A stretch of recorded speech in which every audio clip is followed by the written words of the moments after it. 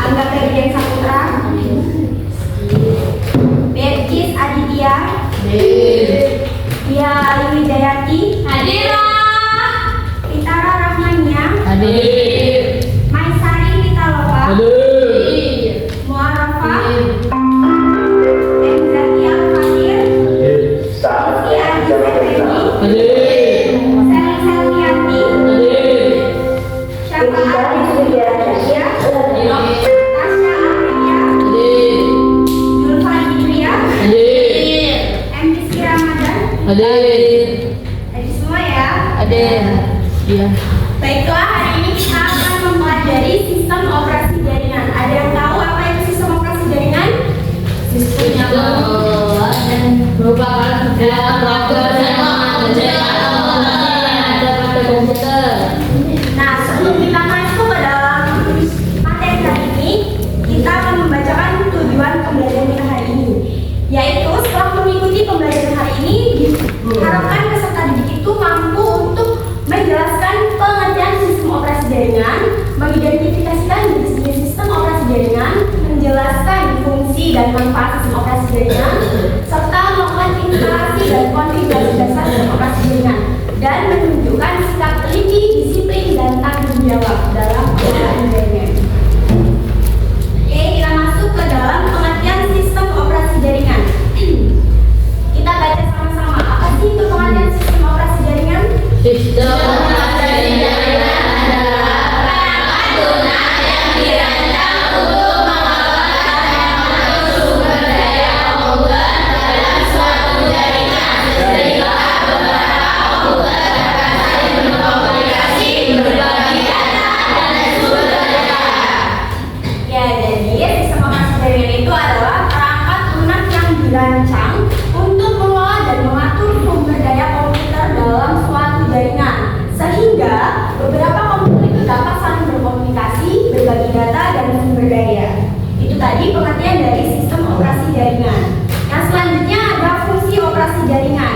Nah, adapun fungsi sistem operasi jaringan di sini ada mengatur lalu lintas data antar komputer dalam jaringan. Kemudian ada mengolah hak akses pengguna atau user management, kemudian menyediakan layanan jaringan seperti DHCP, DNS, TCP, dan web server. Kemudian memastikan keamanan dan kestabilan koneksi jaringan serta mengerjakan administrasi dan pemeliharaan jaringan komputer. Itu tadi fungsinya.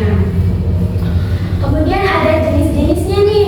Apa sih itu jenis-jenisnya? Di sini ada dua jenis. Yang pertama ada client dan server. Nah, Klien yaitu yang layanan kepada server. ya, terus server apa? Server Yang menjalankan layanan kepada klien. Ya, jadi secara bahasanya klien itu yang meminta, kemudian server itu yang melayani.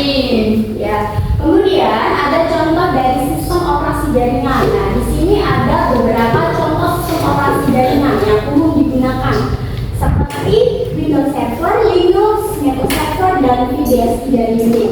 Nah, ada beberapa contoh ini memiliki kelebihan dan kekurangannya masing-masing. Jadi, seperti Windows dan server itu memiliki kelebihannya dan kekurangannya masing-masing. Ada yang ingin ditanyakan nggak sebelum kita lanjut ke selanjutnya? Ada yang ingin ditanyakan? Apa sih kelebihan dari Windows Server? Nah, ada yang tanyakan nih ya, apa sih kelebihan dari Windows Server? Kalian kan pernah itu ya menginstal untuk kelas 11 itu kan sebelumnya udah pernah melakukan copy. Kalian pasti tahu kan apa sih kelebihan dan kelemahannya itu? Kalian pasti punya kendalanya sendiri-sendiri kan? Coba, ada yang tahu nggak? Sebelum ibu jawab, ada yang tahu nggak kelemahan dan kelebihan Windows Server itu? Ada yang tahu? Oke, jadi kelebihan dari Windows Server itu yang pertama ada antarmuka grafis atau BI yang mudah dipahami. Kemudian manajemennya terpusat, fitur lengkap untuk jaringan dan keamanannya berlapis. Kemudian kekurangannya yaitu biaya instalasinya cukup mahal. Terus sering restart, dia tuh sering restart sendiri. Kemudian rentan terhadap virus. Nah, itu tadi. Kemudian setelahnya ada langkah-langkah instalasi sistem operasi jaringan. Saya rasa kalian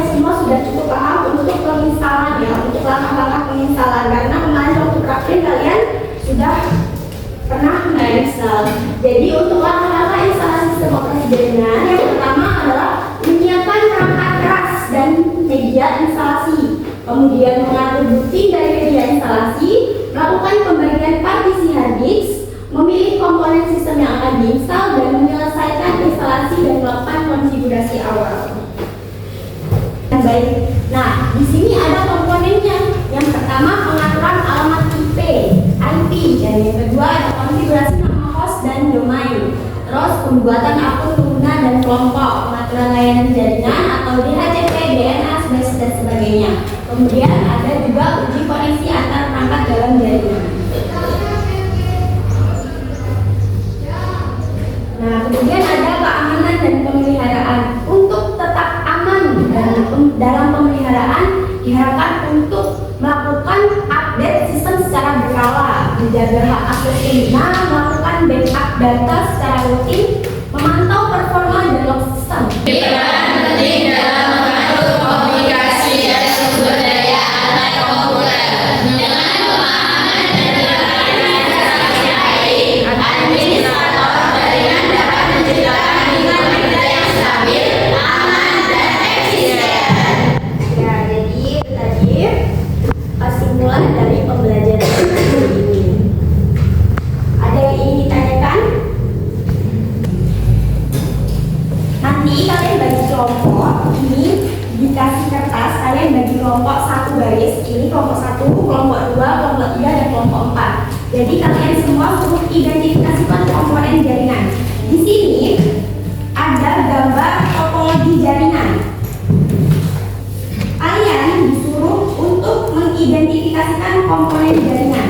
Jadi di sini ada namanya, ada fungsinya, dan ada simbolnya.